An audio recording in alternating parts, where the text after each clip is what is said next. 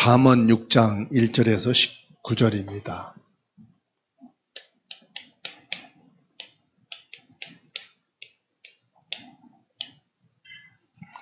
어리석은 세 가지 함정이라 그랬어요.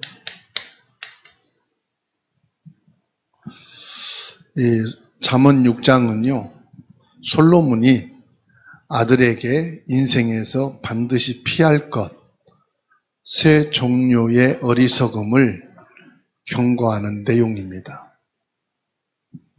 이 말씀은 단순한 충고를 넘어서 파멸로 이끄는 함정으로부터 벗어나는 지혜자가 되라고 말씀합니다. 이것은 하나님께서 우리에게 주시는 말씀입니다.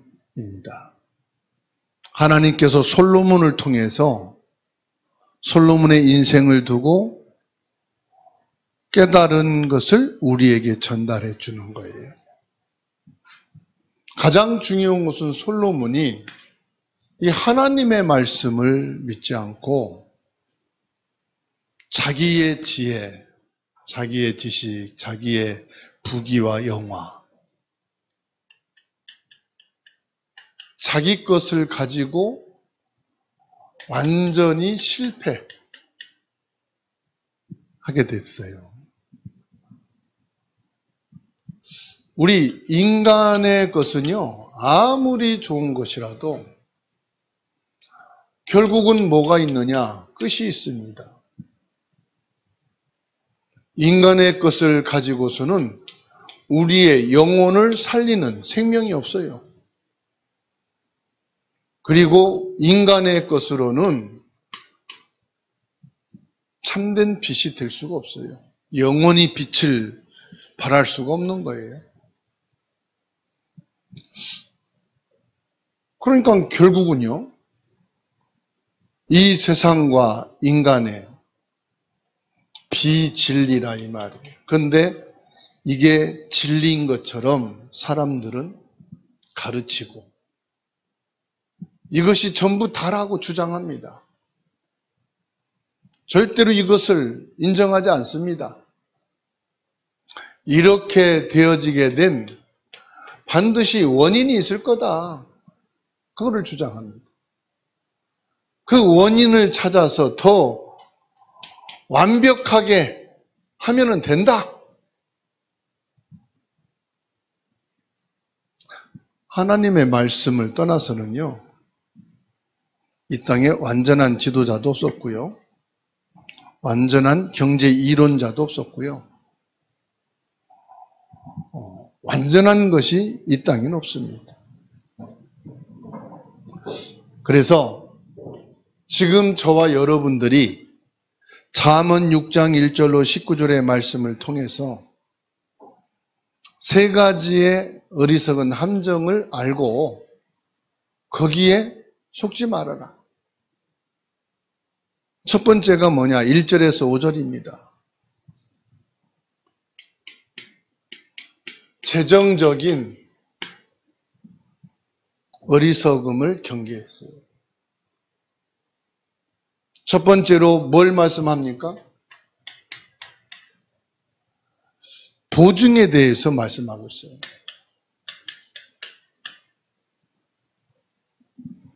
보증 서는 것은 타인의 빛을 대신 지은 것으로 나의 의지와 상관없이 경제적 파멸에 이를 수 있는 위험한 행위다. 이렇게 말씀하고 있어요.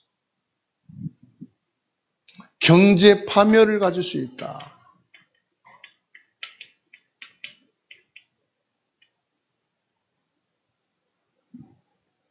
벌써 성경 하나님 말씀을 통해서는요, 명확하게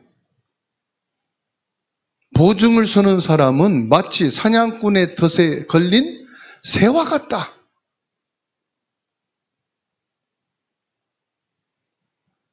그 사람이 잘 되어서 보증 서게 된 것을 다 갚아주고 해결해주면 감사하겠지만 새를 사냥하기 위해서 놓은 덫에 비유했어요. 덫.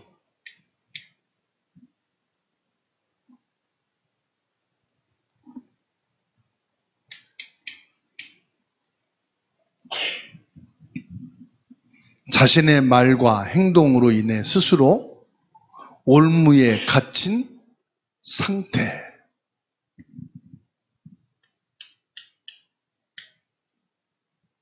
이 보증 서는 게요, 우리의 말을 통해서 또 행동이죠. 이게 이제 뭐로 나갑니까? 소리로다가 되는 거잖아요. 솔로몬은 이런 상황에 빠졌을 때 망설이지 말고 뭐라 했습니까? 엎드려 간구하며 내 이웃을 강건하여 스스로 구원해라. 실수를 인정하라 이 말이에요. 엎드리라 이 말은 실수를 인정하고 그 이웃을 강건하여 스스로 구원해라. 보증선거에 대해서 뭐하란 말입니까? 속히 그 부분에 대해서 해결받을 수 있도록 해라.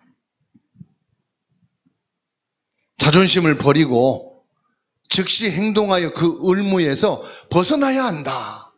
올무에서 벗어나라. 지혜로운 자는 잘못된 길에 들어섰을 때 깨달음 즉시 돌이키는 용기가 필요하다. 깨닫고 즉시 돌아서라. 용기를 가지라. 그러면서 빚을 지지 않는 것이 지혜로운 삶의 태도임을 말하고 있어요. 로마서 13장 8절입니다.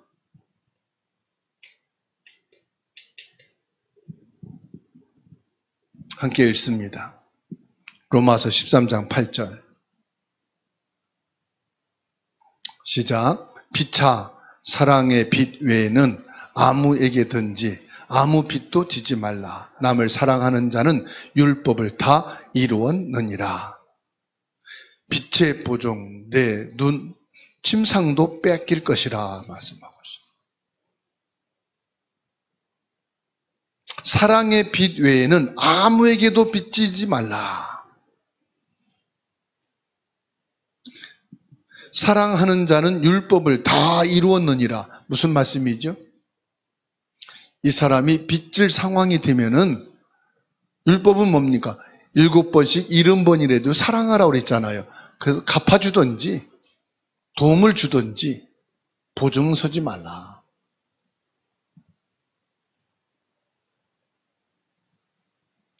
그래서 잠언 22장 26절로 27절에 더 구체적으로 말씀하고 있어요. 22장 26절 27절입니다.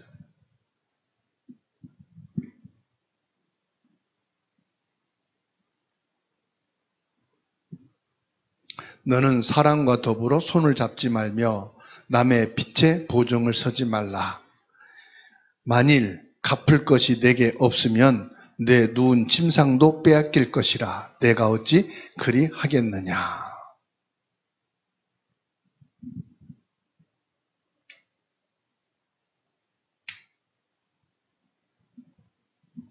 경제의 어리석음을 경계하라. 6절에서 11절입니다. 게으름에 대해서 경계하라고 말씀합니다. 게으름, 나태함이죠? 여기 뭐라고 말씀하느냐? 이 게으름의 늪에서 벗어나라. 6절에서 11절에 말씀하고 있어요. 솔로몬은 게으른 자를 훈계하기 위해서 뭐를 말씀했어요? 개미를 비유로 들었어요. 개미에게로 가서 그가 하는 것을 보고 뭘 얻으라? 지혜를 얻으라. 개미에게서도 지혜를 얻을 수 있다 이 말이에요. 개미는 지도자나 관리자나 통치자가 없지만 여름 동안 부지런히 식량을 모으고 추수 때에 양식을 저장한다. 뭘 말합니까? 작은 미생물인데도 뭘 안다는 거요? 의식주에 대한 부분은 기본적으로 한다 이 말이에요. 스스로 동기부여하고 미래를 위해 준비하는 근면함과 부지런함을 말씀하고 있는 거예요. 미래를 위해서. 아무것도 아닌 이 미생물인 개미도 미래를 위해서 준비하고 있지 않냐. 뭘 가지고요? 근면과 부지런함으로.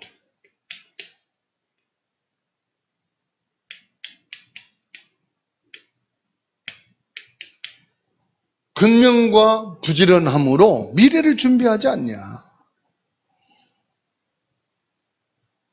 그러면 게으른 결과가 어떤지를 말씀하고 있어요. 게으른 자, 미래가 비참하게 될 것이다.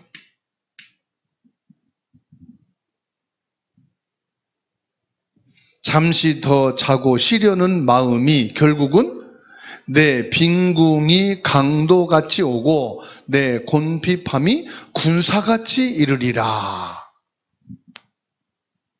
빈군과 곤핍은 뭐지요? 가난이잖아요. 전쟁이 일어날 때 군사가 쳐들어 밀려오는 것처럼 가난이 그렇게 올 것이다. 빈군이 마치 무장한 군사처럼 덮치고 피할 수 없는 파멸에 이르게 될 거다. 가난이 비극적인 결과로 오게 될 거다. 이걸 말씀하고 있어요.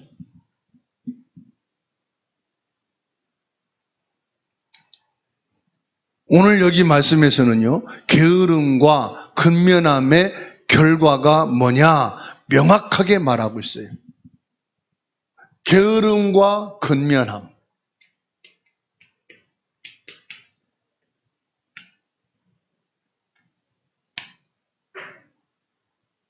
잠언 10장 4절 말씀입니다. 잠언 10장 4절 찾아 같이 읽습니다. 잠언 10장 4절입니다. 손을 게으르게 놀리는 자는 가난하게 되고 손이 부지런한 자는 부하게 되느니라. 데살로니가 후서 3장 10절입니다.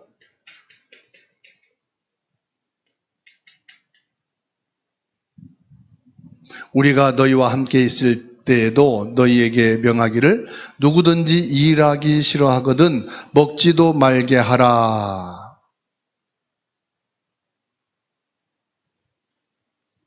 잠언 24장 30절 다 읽으시겠습니다. 잠언 24장 30절에서요 34절을 같이 읽겠습니다.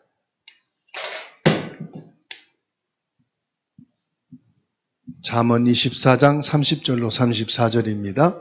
내가 게으른 자의 발과 지혜 없는 자의 포도원을 지나며 본즉 가시덤불이 그 전부에 퍼졌으며 그 지면이 거친 풀로 덮였고 돌담이 무너져 있기로 내가 보고 생각이 깊었고 내가 보고 훈계를 받았노라. 내가 좀 더 자자 좀 더 졸자 손을 모으고 좀 더 누워 있자 하니 내 빈궁이 강도같이 오며 내 곤핍이 군사같이 이르리라.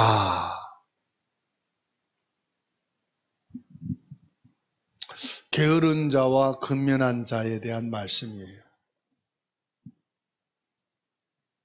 우리가 영적으로 깨어있음에 말씀하고 있어요. 내가 하나님의 말씀으로 무장하여 영적으로 무장이 돼 있으면은 사단이 어떤 공격을 해와도 막을 수가 있어요. 예수 그리스도 이름으로 이길 수가 있어요.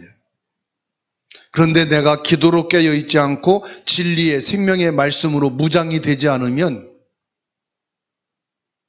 좀 더 자자, 좀 더 쉬자, 이게 무슨 말입니까? 내가 영적으로 조금 더 여유 있게, 조금 더 하다 보면은 어느 순간 군사처럼 흑암의 세력이 쳐들어오는 거예요. 경제적으로 건강도 마찬가지예요. 어느 순간 저주와 재앙이 몰려들면은 감당할 길이 없어요. 그래서 저와 여러분들은 경제도 마찬가지입니다. 말씀으로 무장이 돼야 돼. 기도로 무장이 돼야 돼. 예수 그리스도가 기준이 돼야 돼. 돈이 우선이 되어서 돈을 따라가다 보면은 어느 날 돈의 늪에 빠지게 돼. 돈의 노예가 돼요. 돈은 사람이 만든 거예요. 그런데 이 돈이 세상을 운영하게 하도록 하나님이 일반 은총으로 주신 거예요. 그런데 저와 여러분들이 이 영적인 것을 잃어버리고 기도와 말씀으로 무장이 되지 않으면 나도 모르게 돈의 노예가 되고 돈을 따라가는, 그래서 돈의 우상이 되어지고 돈에 묶여서 죽게 되는 거예요. 우리가 영적으로 깨어서 무장하는 것이 사실은 쉬운 게 아니에요. 그러나 어려운 것도 아닙니다. 우리가 어려움과 고난을 당할 때 더 기도하게 되고 말씀 속에 하나님 앞에 서게 되죠. 그 지금이 우리에게 주어지는 최고의 은혜와 축복의 시간이라. 만일에 이 복음에 대한 자유가 없어진다면 어떻게 되겠습니까? 지금 정치권에서는 계속 올라오고 있습니다. 차별금지법. 차별금지법이 좋은 법 같은데 구체적으로 들여다보면은 뭔지 아십니까? 종교를 강요하지 말라 이거예요. 모든 종교는 똑같다고 생각을 하고 말을 해야 된다 이거예요. 예수 그리스도만이다 라고 하는 것은 차별금지법에 저축이 됩니다. 구원받을 수 있는 길은 오직 그리스도에 된다. 그러면 차별금지법에 해당이 되는 거예요. 예수님만 제사장, 선지자, 왕이신 그리스도로 기름 부음 받았고 하나님이 우리에게 구원의 길을 주신 분이다. 이렇게 말하면은 이 법에 저축이 돼요. 그리고 교회는 상가나 이런 근린시설에 세울 수가 없다. 종교 부지에만 교회를 세워라. 이제 법적으로 그렇게 이제 차별금지법이 통과가 되면은 세분화가 되어버립니다. 한국 교회에서 상가교회가 없어지면은 3분의 2가 없어지는 거예요. 지역에 성당이 있는 것처럼 교회가 이제 그렇게 되어버립니다.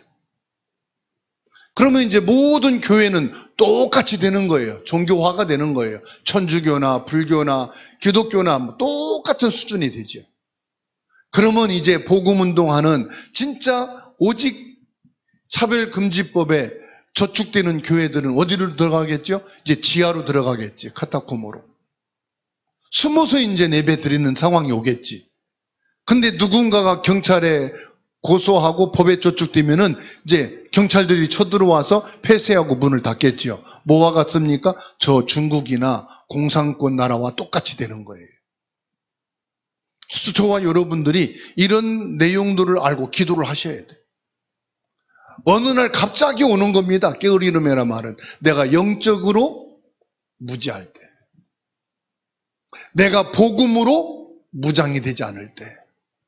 정치권을 통해서, 법을 통해서, 사회를 통해서 이런 일이 오는 거예요. 그래서 저와 여러분들은 노동도 마찬가지고, 운동도 마찬가지고, 건강도 마찬가지고, 우리의 영적인 부분도 마찬가지라. 게으름과 구면함의 차이는 분명히 온다. 12절에서 19절입니다. 하나님이 미워하시는 죄.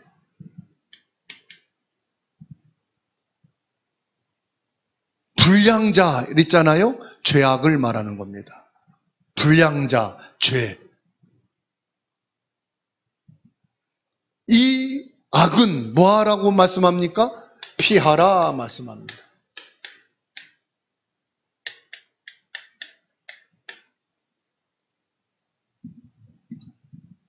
도덕적이고 영적인 죄에 관한 것을 지금 말씀하고 있어요. 그래서 솔로몬은 불량하고 악한 자다 이렇게 말씀하고 있어요. 불량자와 악한 자. 왜 여러분 자녀들이 학교를 다니면서 불량한 학생들하고 어울리지 마 그렇게 교훈하지요? 지역에서도 불량한 애들과 함께 놀지 말라고 당부하지요. 불량하고 악한 자는 결국 하나님의 심판을 받게 될 것이다. 불량하고 악한 자는 뭘 말합니까? 복음을 거부하는 자를 말하는 거예요. 복음을 막는 자.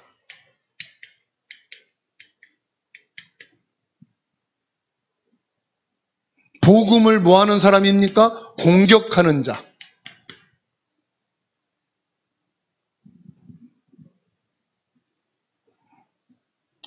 그게 결국은 사단의 짓이잖아요. 악인의 특징은 뭐라고 그랬습니까? 입술과 눈짓, 발질로 끊임없이 거짓과 악을 행한다.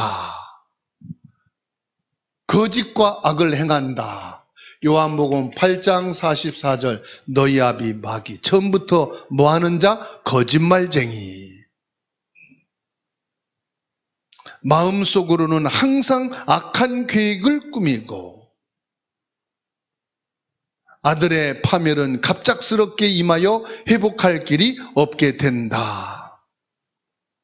이 마귀 사단은 항상 뭐합니까? 거짓으로 악한 계획을 세웁니다. 악한 계획은 뭡니까? 아담과 하와를 넘어뜨린 사단의 꾀를 말합니다. 너희가 이 동산 중앙에 있는 열매를 먹지 말라 하시더냐? 너희가 이것을 먹는 날에는 결코 죽지 아니하리라. 너희가 하나님처럼 되리라. 거짓말을 하는데 그 말이 너무 나에게 달콤한 유혹의 말이고 나를 넘어뜨리는 불신앙의 말입니다. 근데 그 말이 너무 달콤합니다. 그래서 거기에 넘어집니다. 왜요? 거짓말에 넘어집니다. 이게 뭐냐? 복음을 막는 불량한 자, 악한. 그러니까 세상을 통해서도요, 불신자들을 통해서 이 불량하고 악한 말을 가지고 눈짓을 가지고 발짓을 가지고 신자를 넘어지게 하는 거예요. 복음에서 떠나게 만드는 거예요. 예수 그리스도와 관계없는 사람이 되게 만드는 거예요. 내가 예수 그리스도로 구원받았다면은 구원받을 자에게 복음을 증거하는 전도자가 맞는데 전도가 다냐고 말합니다. 선교, 렘넌트 사역이 전부냐고 말합니다. 하나님이 미워하시는 것들은요, 하나님이 그 마음에 싫어하는 것이다. 하나님이 미워한단 말은 하나님이 싫어하는 것이다. 뭐라고 오늘 말씀하고 있습니까? 교만한 눈, 거짓된 혀, 무고한 자의 피를 흘리는 손, 악한 괴교를 꾀하는 마음, 빨리 악으로 달려가는 발, 거짓을 말하는 망령된 증인, 형제 사이를 이간하는 자. 하나님께서 미워하는 것, 하나님 마음에 싫어하는 것,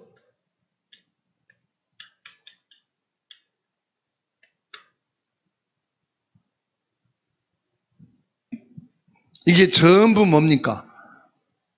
복음에 반대되는 거예요. 예수 그리스도를 부인하고 예수 그리스도를 공격하고 복음을 희석시키는 거짓이다 이 말이에요. 여기에 절대로 속는 자가 되지 말라. 다시 말하면 그리스도로 무장하라.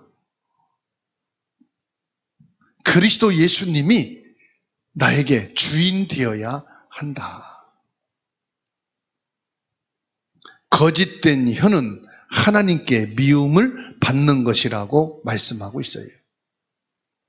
잠언 12장 22절입니다. 거짓 입술은 여호와께 미움을 받아도 진실하게 행하는 자에는 그의 기뻐하심을 받느니라.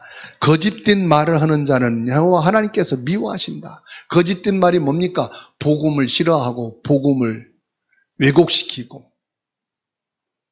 복음을 변질시키고. 교만은 하나님께서 가장 싫어하는 죄 중에 죄라고 말씀합니다. 잠언 16장 5절에 무릇 마음이 교만한 자를 여호와께서 미워하시나니 그랬어요.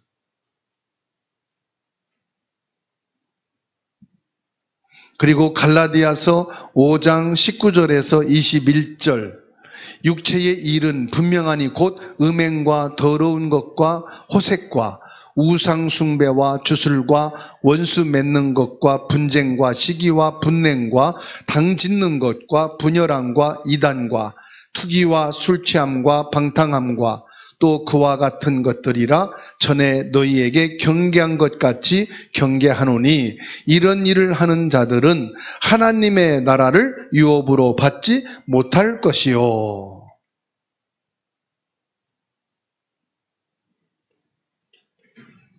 갈라디아서 5장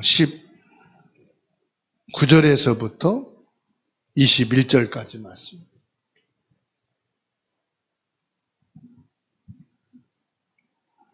그러면 하나님이 가장 중요하게 여기시는 건 뭡니까?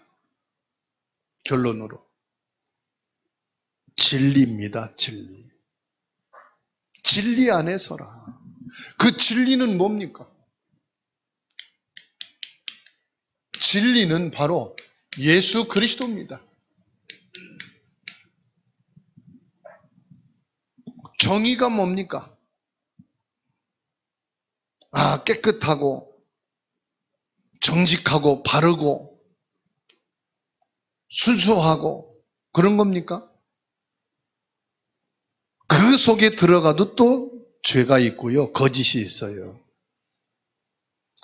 저 단체는 믿을만하고 정의롭고 그 속에 들어가면 그 속에도 또 불의가 있어요. 그래서 이 땅에는 정의라는 게 없어요.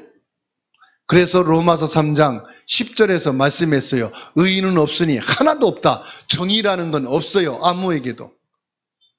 아무리 내가 정의로운 척 폼 잡아도 정의롭지 않아요. 정치인들이 막 서로 공격하고 자기는 정의로운 척 합니다. 나중에 보니까 더 많은 문제가 있어. 아무 말도 못 하잖아요. 정의는 오직 복음밖에 없어요. 그래서 예수 그리스도만이 참된 정의입니다. 왜 세상이 복음을 거부하는지 아십니까? 죄이기 때문에. 왜 사람들은 예수 그리스도를 미워하는지 아십니까? 죄인이기 때문에. 그래서 정의가 되는 그리스도 빛 앞에 나오면은 어두움이요 깨달아져요. 내가 죄인이구나. 그래서 율법을 가지고 하나님이 먼저 우리 인간에게 구약으로 주신 것이 뭡니까? 나는 온전할 수 없고 나는 죄인이구나. 율법을 통해서 이거를 확인시켜주고 정의로울 수 있는 길은 그리스도 안에 들어와야 된다. 예수 그리스도를 그래서 보내주신 거예요.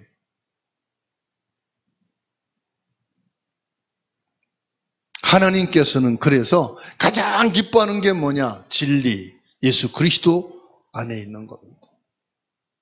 그리스도의 복음으로 나는 정의롭지 않은데 나는 의인이라 칭하여 주신다. 그리고 뭡니까? 평화입니다. 세상이 말하는 평화가 아닙니다. 예수 그리스도로 하나님과 화목한 것이 평화입니다. 모든 성도들이 그리스도 예수 안에서 한 공동체가 이루어진 것이 참된 평화입니다. 그거를 가리켜 갈라디아서 2장 20절이라고 말씀합니다. 나는 죽고 내 안에 그리스도가 사신 것이 참된 평안이에요. 오늘 또 저와 여러분들이 이 어리석은 세 가지, 경제적인 어리석음, 게으름에 대한 늪에서 벗어나는, 그리고 하나님이 가장 미워하시는 불량하고 악한 이 함정에 빠지지 않고 예수 그리스도로 무장되고 예수 그리스도로 충만해지는, 그리스도 예수 안에서 새로운 은혜와 축복을 누리는 길이 뭐냐?